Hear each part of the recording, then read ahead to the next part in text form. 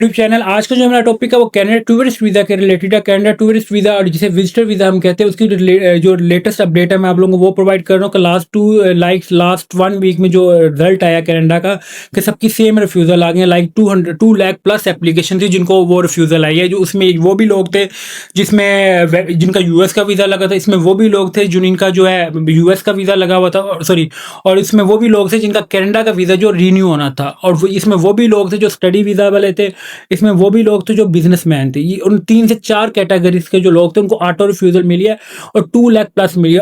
अब आप लोगों को सबसे ज्यादा मुझे क्यूरी आ रही थी कि जब हम इसका अपील कैसे कर सकते हैं फर्स्ट चीज, और इसको हम अपना प्रोसीड कैसे कर सकते हैं, कैसे इनको एप्लीकेशन मूव कर सकते हैं कि जो हमारा केस जो है दोबारा वो क्या करे गो थ्रू करें, उसको जरा रिव्यू करें।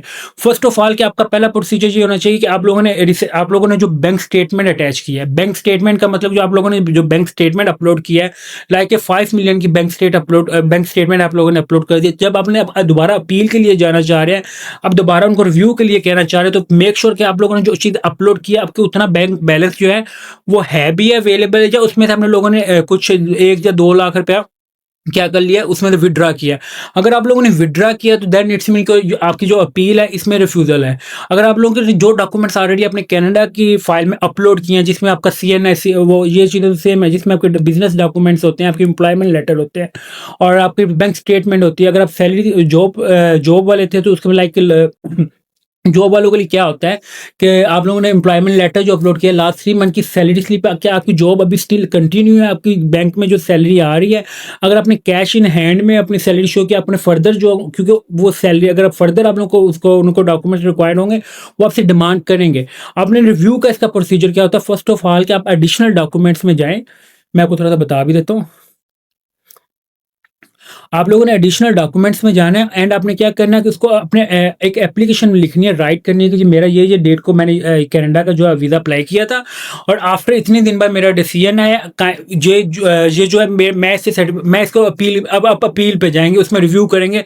उसमें अपने 2 से 3 पेजेस में अपनी सारी जो है उसमें अपने कवर लेटर में अपने मेंशन करना है कि आपका बिजनेस क्या था, आपने किस डेट को वीज़ा अप्लाई किया, किस डेट को आपका रिजल्ट हुआ, किस डेट को आपकी बायोमेट्रिक हुआ। बट आपने उसको एक इमिग्रेशन में भी आप लोगों ने कनाडा की जो ऑफिशियल ईमेल है उसको आपने अपनी उस रजिस्टर्ड ईमेल से आपने उनको ईमेल कर देनी। फर्स्ट आपने क्या करा, 40 to 45 वर्किंग डेज का वो रिक्वायर्ड होता है टाइम पर। मोस्टली जो 17 से 20 वर्किंग डेज में जो है आप लोगों का इसका आंसर रिसीव हो जाता है। अगर उनको फर्दर आप लोगों से कोई डॉक्यूमेंट्स रिक्वायर्ड होंगे, तो कोई भी चीज़ उनको रिक्वायर्ड होगी, वो आपसे ईमेल के थ्रू भी ले सकते हैं और आपके पोर्टल के पे भी वो एक ऑप्शन दे सकते हैं। IMM 4798 का ऑप्शन आता है, ये उस सूरत में आता है जब उनको डॉक्यूमेंट्स में आपको एक नोटिस जारी करते हैं कि एक नोट पैड आप लोगों के पोर्टल पे अपलोड होता है, जो ईमेल के थ्रू आपको नोटिफिकेशन आ जाता है कि ओपन योर पोर्टल। आप लोगों ने पोर्टल के ऊपर आपने देखना अपना वो नोट चेक करना है कि नोट के अंदर उन्होंने कौन सा डॉक्यूमेंट रिक्वायर्ड है। एक चीज़ आपसे मैं 100% कह रहा हूँ, एक बैंक स्टेटमेंट जो है वो आपसे 100% वो डिमांड करते हैं। जब वो डिमांड करेंगे तो आपने ऐसा नहीं करना कि पुरानी पुरानी बैंक स्टेटमेंट जो है आपने उनको वो नहीं प्रोवाइड करनी। आपने क्या करना है, रिसेंटली अपने जिस दिन आपको नोटिस आया आपने उसे नेक्स्ट डे जाना है, बैंक से जाके अपने हर पेज के ऊपर जो है आपने साइन स्टैम्प करवाने ऑपरेशन मैनेजर का। प्लस आपने क्या लेना, अकाउंट मेंटेनेंस लेटर। आपने अगर उन्होंने आपसे वो आपसे रिक्वायर्ड कर सकते हैं, FRC भी रिक्वायर्ड कर सकते हैं, वो आपसे MRC भी रिक्वायर्ड कर सकते हैं फ्रेश डेट्स की। ये नहीं, आपने कोई ऐसा डॉक्यूमेंट नहीं देना जो ऑलरेडी आपने पहले यूज किया हुआ है। आपने क्या करना है, अपने MRC FRC ये वो डॉक्यूमेंट है जो आपसे वो रिक्वायर्ड कर सकते हैं। देन एक और डॉक्यूमेंट में अगर आप बिजनेसमैन है वो आपसे FBR के लास्ट 2 ईयर की टैक्स रिटर्न भी रिक्वायर्ड कर सकते हैं। अगर आप लोगों ने प्रॉपर्टी के डॉक्यूमेंट्स अपलोड किए होते हैं वो आपसे प्रॉपर्टी के डॉक्यूमेंट्स भी रिक्वायर्ड कर लेते हैं कि हमें जो है फ्रेश डॉक्यूमेंट शेयर करें। कैसे आपने जैसे अपने पुराने पहले डॉक्यूमेंट्स बनाए होते हैं सेम आपने न्यू बनाना है, नई डेट के नई स्टैम्प होनी चाहिए। ऐसा कोई डॉक्यूमेंट नहीं होना चाहिए जो ऑलरेडी आपने पहले यूज़ किया और दोबारा ही आप लोग उसको न्यू प्रोवाइड करो। फिर एक सूरत आ जाता है कि अगर एक जिसका अमेरिका ने वीज़ा रिफ्यूज़ किया हो या रिवोक किया हो। रिवोक का वर्ड रिवोक किसे कहते हैं, रिवोक ये होता है कि ऑलरेडी अमेरिका का कोई US वीज़ा अप्रूव हो जाता है, उसके बाद जो है वो कैंसिल हो जाता है।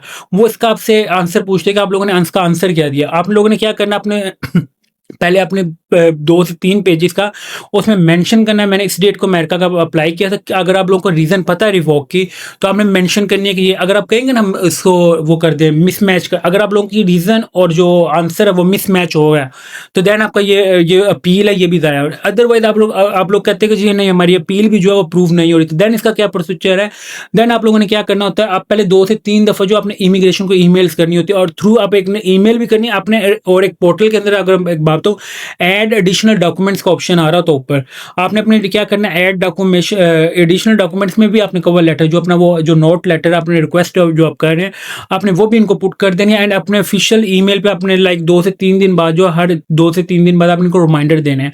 उसका अगर आपको रिजल्ट सीएन आ जाता है कि नहीं हम I am not satisfy your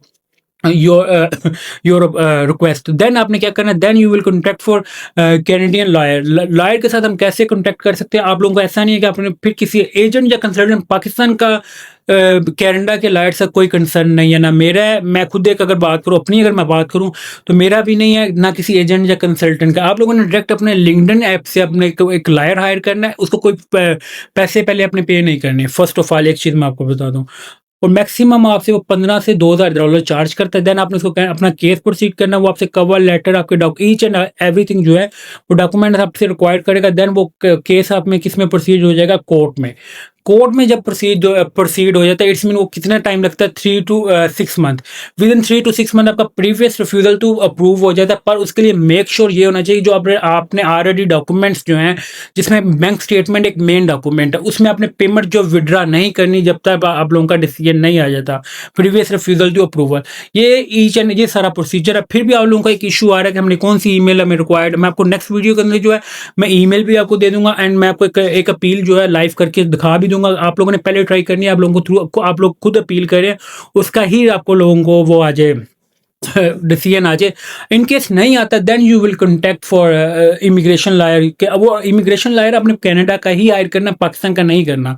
ये मैं बार बार एक चीज़, और ना आपने उसको कोई पेमेंट जो एडवांस करनी। When you will receive when you will submit your passport for visa, जब आपको कनाडा से रिक्वेस्ट कर दे ओरिजिनल पासपोर्ट की, जब आप पासपोर्ट अपना सबमिट करवा दें, वीज़ा लग के आइए, then you will pay for lawyer fees. वो मैक्सिमम 15 से $2000 होती है। Thank you for watching the tech YouTube channel को सब्सक्राइब लाजमी करें, ताकि आपको डेली बेसिस पे जो है मैं कनाडा की भी लेटेस्ट अपडेट प्रोवाइड करता हूँ। थैंक यू फॉर वॉचिंग, अल्लाह हाफिज़।